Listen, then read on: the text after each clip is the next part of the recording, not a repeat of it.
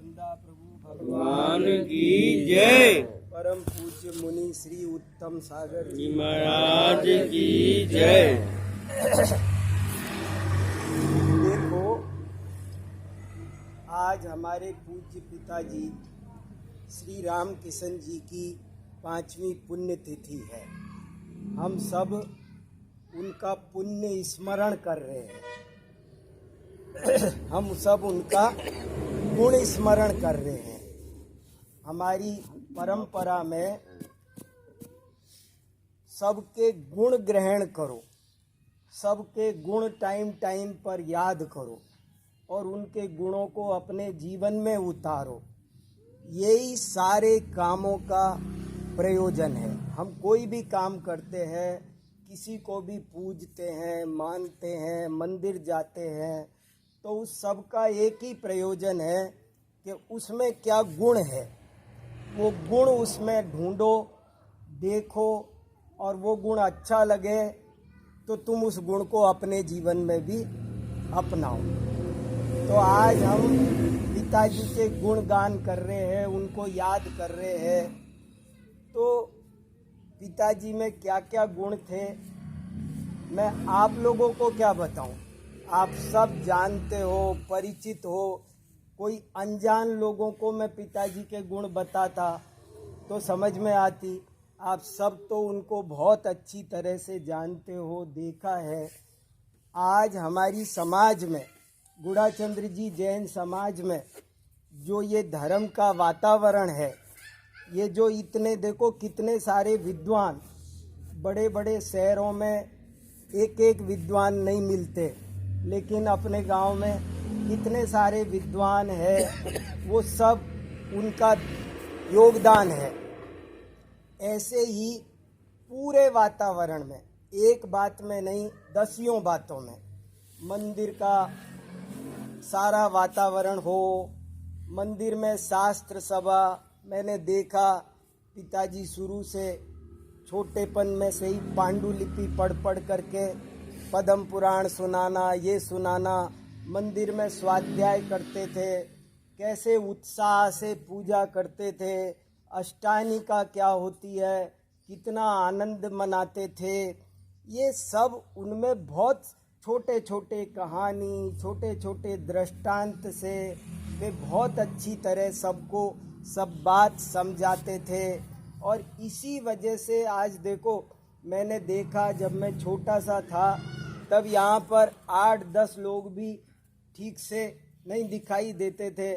मंदिर की भी हालत कैसी थी, लेकिन पीछे बहुत बढ़िया देखो सब बन गया, कितना सुंदर मंदिर बन गया। और इसमें बाद में अपन सब लोग कितने उत्साह से जुड़ गए मंदिर में। अब तो पेंटिंग भी हमारे अध्यक्ष साहब की भी मुझको याद आ रही है, राधे श्याम जी मारना वाले, उनका कितना बड़ा योगदान, उनकी वजह से मंदिर में कितना काम हो गया। फिर देखो अभी ये कितनी बढ़िया अपने को इतनी सुंदर जगह मिल गई, कितनी बढ़िया ये, यहाँ पर कितने लोग बैठ जाओ, बहुत बढ़िया धर्म ध्यान सत्संग। सबने ही खूब मेहनत किया। सबसे ज्यादा गुड्डू जी ने मेहनत की है। हाँ, बहुत जबरदस्त सबका योगदान है। देखो एक आदमी से नहीं, सब धीरे धीरे सबका योगदान से ये वातावरण बना है। और बाबू जी मेरे को और गुड्डू को दोनों को पकड़ के यहाँ लाते थे और हाथों उन्होंने बहुत मेहनत की है। पूरे सारे बाउंड्री की सबकी तराई वराई करके बहुत जबरदस्त मेहनत करके ये जगह टाइल्स बिछ गई, कितने अच्छे अच्छे वाक्य लिख गए। खूब सत्संग करो। हाईवे पे आप इसकी कीमत आंक नहीं सकते कितनी कीमत है। और आज अभी आने वाले टाइम में देखना इस जगह की और कितनी ज़्यादा कीमत होगी। तो कीमत मतलब रुपए पैसे से मत तोलने लग जाना अभी। फिर कीमत मतलब समझ गए कि हाँ इतने करोड़ की है। सब बनिए बैठे हैं अपन। हाँ, ये महत्वपूर्ण बात है। हाँ, कीमत का मतलब ये है कि यहाँ से हमको बहुत अच्छा ये जो हमको तत्व ज्ञान मिला है, ये जो अभी हमने थोड़ी देर धर्म ध्यान किया पिताजी के स्मरण में, तो ये क्यों करते हैं, क्या होता है इससे? तो शास्त्रों में लिखा है कि थोड़ी सी देर भी धर्म ध्यान करो। एक बहुत बढ़िया वाक्य जिनवाणी में लिखा है हमारे आचार्यों ने, ध्यानाग्नि सर्व कर्माणि भस्मसात कुरुते क्षणात। बोले थोड़ी देर धर्म ध्यान करो, थोड़ी देर धर्म ध्यान। तो जैसे कोई रुई का पहाड़ हो, रुई का पहाड़, उस रुई के पहाड़ में एक चिनगारी फेंक दो, एक चिनगारी, रुई का बहुत बड़ा पहाड़, उस रुई के पहाड़ में एक चिनगारी फेंक दो तो क्या होगा उस पहाड़ का? ऐसे ही हमारी आत्मा पे अनंत कर्मों के पहाड़ है। वेत्तारम कर्म भूव्रताम, कर्मों को क्या उपमा दी है? हमारी आत्मा पे कर्मों के बहुत बड़े पहाड़ है। और जो ये अपन थोड़ी सी देर भी 24, विद्यानंद महाराज बार बार हमको कहते थे कि देखो कुछ भी करो, 24 घंटे में 24 मिनट जरूर से जरूर, कम से कम हर आदमी को, हर बच्चे को धर्म ध्यान करना ही करना है। कोई भी हो, कितना भी बिजी हो, जो ज्यादा करे वो अच्छी बात, लेकिन कोई कहे मैं तो स्कूल में पढ़ता हूँ, टाइम नहीं है, कोई कहे मैं तो दुकान पे हूँ, मेरे को टाइम नहीं है, कोई कितना भी बिजी हो, पर 24 घंटे में 24 मिनट तो उसको थोड़ी देर धर्म ध्यान करना ही करना है। सट आवश्यक जरूरी है, बाकी सब मजबूरी है। थोड़ी देर देव पूजा। मैं एक लाइन और सुनाता रहता हूँ, भजन बिना भोजन नहीं और स्वाध्याय बिना शयन नहीं। मेरे को ये बात बहुत अच्छी लगती है। कोई मेरे से पूछता है ना, हमको कोई नियम दिला दो। मान लो कभी हम अमेरिका जाते करते ना, तो कोई लोग ये सोचते साहब आप हमको कोई नियम दिला दो, तो मैं क्या नियम दिलाऊं उनको? कोई भी दिला सकते हैं। वैसे तो हर छोटे सा भी नियम ले लो। हमारे पिताजी के 2 गुण मेरे को बहुत याद आ रहे हैं आज, एक ज्ञान और दूसरा संयम। वो कहते थे थोड़ा सा ही हो, जरा सा ही हो, पर संयम जिंदगी में जरूर से जरूर होना चाहिए। वो कहते थे कि देखो वो खदिर सार भील ने कौवे का मांस छोड़ा, लेकिन उसका ही फायदा देख लो। वो सियार ने रात का पानी पीना छोड़ा, उसका फायदा देखो। तो जिंदगी में कोई न कोई थोड़ा बहुत संयम जरूर से जरूर होना चाहिए। जिसके संयम नहीं, वो उसकी भी नाव है ना, बिना ब्रेक की गाड़ी है, वो क्या करेगा पता नहीं। तो मैं कोई भी नियम लो, वैसे तो सब बढ़िया है, जो ले लो वही बढ़िया है। उसको मन से, अच्छे मन से जो नियम निभाओ वही बढ़िया है।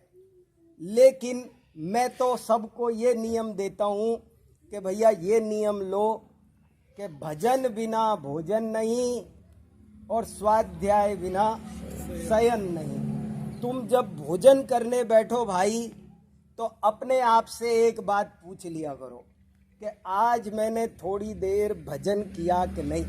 भजन माने भगवान का स्मरण, उनके वीतरागता का, सर्वज्ञता का। मैंने 5 मिनट 10 मिनट मैंने नमोकार मंत्र, कहीं अड़ी भीड़ में संकट में हूँ तो कोई बात नहीं, नमोकार मंत्री बोल ले, पर बिना भोजन के तेरे को भोजन करने का अधिकार नहीं है। भजन बिना भोजन नहीं करना है और स्वाध्याय बिना शयन नहीं। तू सोने लगे तो ऐसे नहीं धड़ाम से पड़ गया गद्दे पे, डल्लब पे हो गया, सो गए, ऐसे नहीं। सोने से पहले अपने आप से एक सवाल पूछो कि आज स्वाध्याय किया कि नहीं। अपने से पूछो, दूसरे से नहीं पूछना। ये नियम किसके लिए है? अपने लिए। ये दूसरे से मत पूछना कि चेतन तूने किया कि नहीं, संयम तूने किया कि नहीं, किसी से नहीं, अपने से पूछो मैंने आज स्वाध्याय किया कि नहीं। और अगर जवाब आए नहीं तो समझ लेना कि गद्दे में बिजली का करंट आ रहा है 11,000 वोल्ट का। लेट मत जाना बेटा, ये लेटने के काम का नहीं है तेरे, खतरा है। ये सोएगा तो ऐसा सोएगा फिर रात में भूकंप। हाँ, इसलिए सोने से पहले भजन बिना भोजन नहीं, स्वाध्याय बिना शयन नहीं, तो जरूर थोड़ी देर 24 घंटे में। महाराज जी विद्यानंद जी हम बार बार कहते थे, भैया 24 घंटे में 24 मिनट तो धर्म ध्यान करो।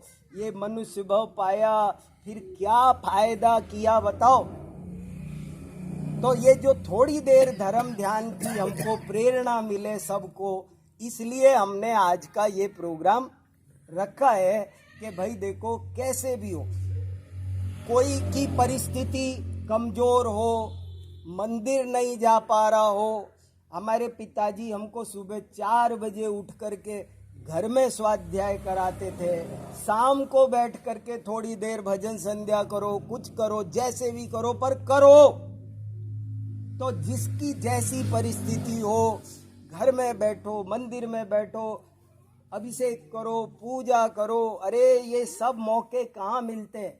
धन कन कंचन राज सुख सब ही सुलभ कर जान, दुर्लभ है संसार में एक यथार्थ ज्ञान। खूब सुनाते थे वो, बिन ज्ञान जिया तो जीना। खूब सुनाते थे, बिन ज्ञान जिया तो जीना क्या। तो ज्ञान का बहुत महत्व है जीवन में। देखो 84 लाख योनियां हैं, हम कहाँ होते, आज हम यहाँ हैं। तो हमको सब संयोग मिले, समझने का योग मिला, इतना बढ़िया मंदिर मिला। लोगों को मंदिर नहीं मिलता, सब मिल जाता है पर मंदिर नहीं मिलता। बड़े बड़े महल मिलना, गाड़ियां मिलना, नौकर चाकर मिलना, बड़े बड़े पैकेज, लाखों की नौकरी मिलना आसान है, मगर मंदिर मिलना आसान नहीं है। हमको मंदिर मिला तो हमको इसका फायदा उठाना चाहिए। रोज बहुत उत्साह से खुश होकर के दौड़े दौड़े मंदिर जाना चाहिए। कितना शानदार मंदिर, कितने संघर्षों से बना बचाया। बचपन में जिनने देखे होंगे न पुराने दिन, उनको पता होगा बगल में गाय भैंस बंध रही है, टूटा फूटा ऐसे हो रहा था, जब चले जाएगा क्या होगा, टूट, मगर कितना बढ़िया सब संभल गया, बहुत बढ़िया। और अब अपन की जिम्मेदारी है, हमारे बड़े अपना काम कर गए, लेकिन अब हमारे कंधे पे ये जिम्मेदारी आई है जिसको अपने को और निभाना है और बहुत मिलजुल के रहना है।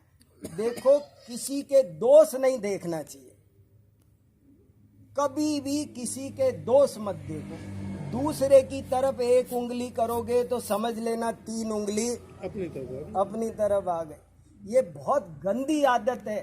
दूसरे की नाक में उंगली करोगे तो उसकी तो नाक साफ होएगी और तेरी नाक है ना तेरी उंगली नहीं। बताओ क्या होगा बताओ। अच्छा अपन सब बनिए हैं हिसाब लगाने में, नफा नुकसान समझते हैं। मैं एक बात पूछता हूँ, एक आदमी गाली दे रहा है और एक आदमी गाली सुन रहा है। समझ लो मैं नमोकार को गाली दे रहा हूँ, ये अब फायदे में कौन और नुकसान में कौन, ये बताओ। गाली में, और है ना, मैंने इसके 2 थप्पड़ लगा दिए, गालियां बक दी और ये चुपचाप कुछ नहीं कर पाया। और मैं है ना अकड़ के है, मैंने वो मजे चखाए। अब जरा विचार करो कि मैंने इसको हरा दिया, लेकिन अब आप बताओ कि फायदे में कौन है। सोचो सोचो, दिमाग से दिमाग लगाओ। इसने गाली सुन ली, इसके तो असंख्य कर्म कट गए जो इसने बांध रखे होंगे। इसके कोई कर्म का उदय था जब तो गाली पड़ी, इसको गाली क्यों पड़ी बताओ। इसके कर्म का उदय था इसलिए इसके गाली पड़ी, नहीं तो क्यों पढ़ती? कोई पूर्व कर्म का कोई उदय था, बंद था, वो बंद सारा का सारा, इसका तो कर्जा चुक गया, ये तो खाली। और मेरा क्या हुआ? बंद गया। मेरे घोर कर्म का बंद हो गया, मेरे घोर कर्म का बंद हो गया। तो बाहर चमड़े की आंखों से मत देखो कि दुनिया तो कहेगी बहुत बढ़िया किया, और इसको भी कह सकते हैं कोई, तू कैसा मूर्ख है, चूड़ी पहन रखी थी क्या, तू भी सुनाता एक की चार। लोग इसको भी भड़का देंगे, तू भी सुनाता एक की चार। मगर दिमाग तो लगाओ, ये भी सुनाता तो क्या होता, इसके भी तो हमको बहुत वैज्ञानिक धर्म मिला है, इसलिए बहुत शांति से हर चीज को समझ समझ के किसमें हमारा फायदा है, ऐसे विवेक से काम करो। हमारे पिताजी उदाहरण देते थे, एक उदाहरण थोड़ा सा और दे के बात पूरी करता हूँ, फिर हम संयम जी को भी सुनेंगे, नमोकार जी को भी सुनेंगे। एक उदाहरण, पिताजी एक कहानी सुनाते थे, बहुत बढ़िया कहानी है, मेरे को जिंदगी में बहुत काम आती है, इसलिए आपको सबको सुना रहा हूँ। बहुत बढ़िया अध्यक्ष जी, देखो क्या बहुत बढ़िया हमारी कहानी। पिताजी कहते हैं कि एक ट्रेन जा रही थी और ट्रेन में एक गन्ना बेचने वाला आया, और गन्ना ले लो, गन्ना ले लो, जनरल डिब्बा। लोगों ने गन्ना, 1 रुपए का गन्ना, 1 रुपए का एक, 1 रुपए का एक, गन्ना ले लो। सब ने गन्ना खरीदा और गन्ना ले करके थू थू चूस रहे, सारे डिब्बे में कचरा कर दिया। पूरे डिब्बे में गन्ने का कचरा ही कचरा, थू थू थू थू थू थू। सब ने गन्ना खाया। उन्हीं में से एक सवारी ऐसी थी कि उसने भी गन्ना तो लिया था, पर ऐसे नहीं खाया। उसने अपने बैग में से टिफिन निकाला, चक्कू निकाला, और वो जो गन्ना था, गन्ने का छिलका चक्कू से ऊपर से नीचे तक सावधानी से छील लिया। चारों तरफ से गन्ने का लंबा छिलका छील लिया, छील के रख लिया अपनी अलग। और जो गन्ना बीच में निकला, उस गन्ने के ऐसे छोटे छोटे पोर उसमें टिफिन में काट के इकट्ठे कर लिए। बाद में उसने वो गन्ने के पोर है ना, एक एक शांति से चूसता रहा। सबका तो खत्म हो गया गन्ना सबने तो ढेर मचा दी, वहाँ मक्खी भिनक रही है, चींटी आ गई है, पूरा डिब्बा गंदा हो गया है, और इसने कुछ नहीं फैलाया। और अब सबका गन्ना खत्म हो गया, सब तो मुंह देख रहे हैं, और ये अब मजे ले रहा है आराम से, एक एक एक एक पूरा रस चूस रहा है। और पूरा रस चूस के पूरा उसका टाइम अच्छा सा टाइम पास, टाइम मूंगफली खरीद लो, टाइम पास ये उसका तो बहुत बढ़िया टाइम पास हो रहा है। और उसने वो सब चूसा। अब वो चूसता गया, और बैठे बैठे वो जो छिलके थे ना गन्ने के, उसकी उसने एक बहुत बढ़िया टोकरी बना ली, बैठे बैठे बुन ली, टोकरी बुन ली।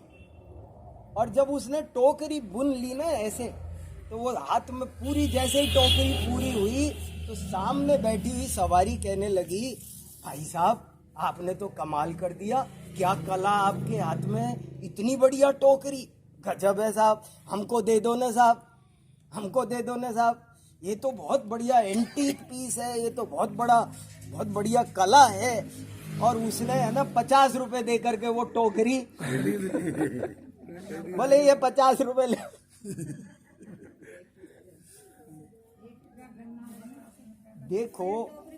देखो मैं आपको ज्यादा देर, आप सोच रहे होगे बोले जा रहे, पका रहे हमको, पर मैं ये कहना चाह रहा हूँ, देखो कब मौका पड़ता है बात करने का आपसे।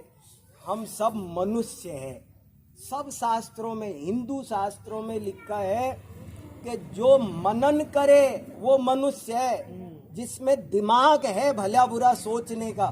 मेरा भला बुरा कौन सोचेगा? मैं मेरे भले बुरे की ताले की चाबी दूसरे के हाथ में नहीं देनी है, हमको हमारे भले बुरे की चाबी अपने पास रखनी है। ऐसे नहीं कि कोई भी हमको दुखी कर देगा, क्या क्यों कर देगा, हमारे हाथ में है। तो हमारे पिताजी का तो यही कहना था कि खुद सोचो, उनने जिस दिन जैन धर्म स्वीकार किया था, उनने वो बताते हैं उस दिन की घटना, जिस दिन उनने जैन धर्म स्वीकार किया वो बताते हैं कि मैंने कैसे स्वीकार किया। बोले मैं गया, मुझे सुअलाल पंडित जी के पास में, तो बोले मैं शास्त्रार्थ करने गया, विवाद करने, कि पंडित जी से मैं विवाद करूंगा। और वो गए तो पंडित जी ने एक ही बात कही, सुअलाल पंडित जी अलवर वाले, वो भी याद आ रहे हैं।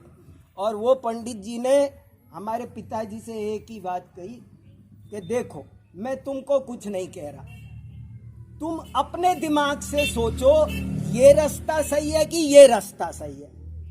जैसे अपन ने शाम को स्वाध्याय किया ना कि भाई वो लटक रहा है आदमी, हम आप सब लटक रहे हैं, और लटक रहे तो क्या हमारे आचार्यों ने कह दिया अब तू देख ले, नीचे 5 सांप है, या तो इनमें गिर जा, या ये विद्याधर आया है तुझे लेने, विमान में बैठ जा, तेरे को जो अच्छा लगे वो कर ले, दोनों तेरे हाथ में है, इसमें बैठ जा नहीं तो इनमें गिर जा।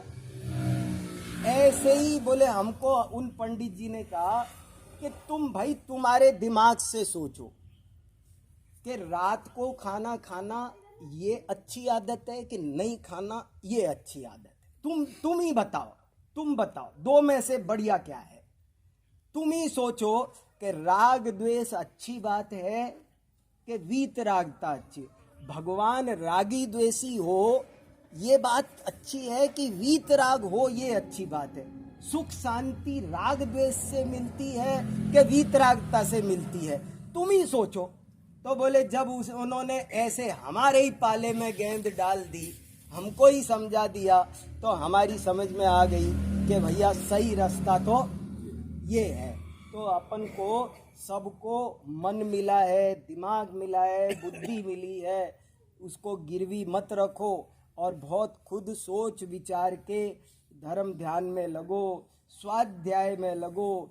जरूर थोड़ी सी देर स्वाध्याय करो, जरूर थोड़ा सा तिल तुस मात्र ही सही, पर संयम जरूर अपने जीवन में रखो। और जो ये वैभव हमको मिला है ज्ञान का, इसको संभालो, ये संभला रहना चाहिए।